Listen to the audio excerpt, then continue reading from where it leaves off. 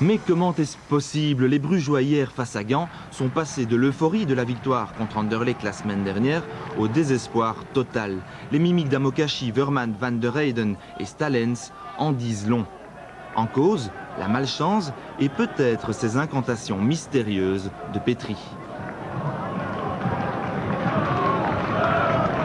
Mais avant de mieux comprendre, petit retour en arrière juste avant le match avec Hugo Broos et Walter Meus dont les résultats sont moyens mais qui a le sourire et le moral. J'espère bien, hein. C'est un match très difficile pour nous. J'ai vu le Football Club de Bruges la semaine passée contre Anderlecht, c'était impressionnant et j'espère qu'il ne joue pas de la même manière contre nous. Méfiant, l'entraîneur de Gand. Ses joueurs aussi sont prévenus pour affronter Bruges. Vandenberg est sur la touche, Karasic est blessé, alors tout le monde en défense? On va essayer aussi nous-mêmes de jouer un peu offensivement. Si on a les possibilités, on a sur le flanc avec Denille et le jeune Schepers, deux jeunes ou deux joueurs qui ont beaucoup de vitesse dans les jambes. C'est un grand terrain et avec Boy et Fiscal, on va essayer de réaliser un petit exploit. Viscal qui au passage salue Medved, passé à la concurrence au grand bonheur d'Hugo Broos pour qui tout va bien. C'est vrai que tout va bien parce que depuis cet après-midi on a une blessure en plus dont Frankie Van der Elst ne joue pas parce qu'il s'est fait mal au dos hier à l'entraînement et il ne s'est pas joué aujourd'hui donc je vais de nouveau changer mon équipe. Mais on va essayer dès le début d'attaquer, d'avoir le plus vite possible ce but, parce que je crains quand même un petit peu qu'on va jouer contre une équipe qui va jouer fort défensivement. Aussitôt dit, aussitôt fait, Petry est inquiété après 2 minutes de jeu. L'objectif, marquer le plus vite possible. Pour cela, il y a Stalens, mais il y a aussi déjà la transversale et les premiers gestes fatalistes. Stalens encore dans un démarquage dont il a le secret. Et cette fois, Van Gronsveld sur la ligne.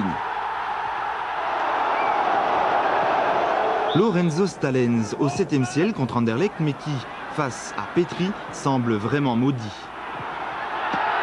C'est la deuxième transversale de la soirée et ce n'est pas la dernière, Lorenzo le sent. Bruges domine, Gand ne fait pas grand-chose. Et puis il y a ce coup de coin à la 35e minute pour le botter Viscal et pour la tête de Rover. Heureux Gantois et malheureux Stalens qui devait tenir de Rover. Sale soirée, Lorenzo. On peut dire ça, c'était toujours sur le plateau, sur la lente. Rien qui va aujourd'hui. Malchance, mais pas découragement. À la mi-temps, les consignes. On doit être plus agressivement dans les duels et on l'a fait le deuxième mi-temps. On les a dominés toute le deuxième mi-temps. Mais les occasions, ils ont venu. Mais voilà, il y a les prières de Petry et ça marche. Encore la transversale. Petry n'est pas qu'un sorcier, c'est aussi un bon gardien.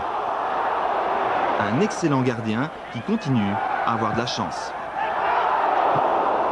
En face, on s'obstine à canonner, mais en dehors du cadre pour Van der Heyden qui commence tout doucement à s'énerver.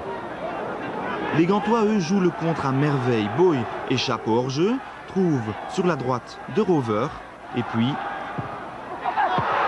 Eh bien, le deuxième but pour Viscal, 0-2 pour Gand, qui lui peut compter sur une réussite totale. Un contre, un but, efficacité. Et puis toujours ce ballon qui refuse de rentrer pour Bruges. Au contraire, Schepens part de son propre rectangle pour un effort long et chanceux vers le but adverse. Mais face à Verlinden, Schepens, épuisé, manque le break. Et c'est alors que les dieux abandonnent Zsolt Petry. Regardez. C'est Amokachi qui profite de cette terrible erreur du gardien de Gand. Le mauvais sort semble conjuré, mais il faut encore marquer ce deuxième but et c'est loin d'être fait. Il reste 20 minutes à jouer et tout Bruges se jette à l'offensive vers le but de Zsolt Petry. Le cœur y est, pas toujours la précision, mais Verheyen récupère ce ballon et tire à côté. Le doute s'installe de plus en plus.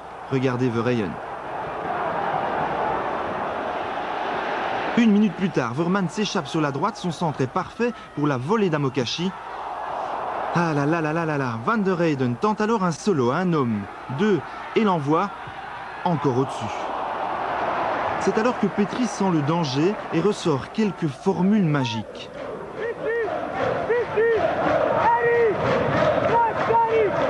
C'est la dernière chance pour Bruges, il reste 3 minutes, la tête d'Amokachi et Petry. Bruges s'incline 1-2, mais même du côté de Gand, on reconnaît sa chance. Parce que Bruges a eu 4-5 très bonnes occasions qu'ils ont mis sur le piquet sur la transversale.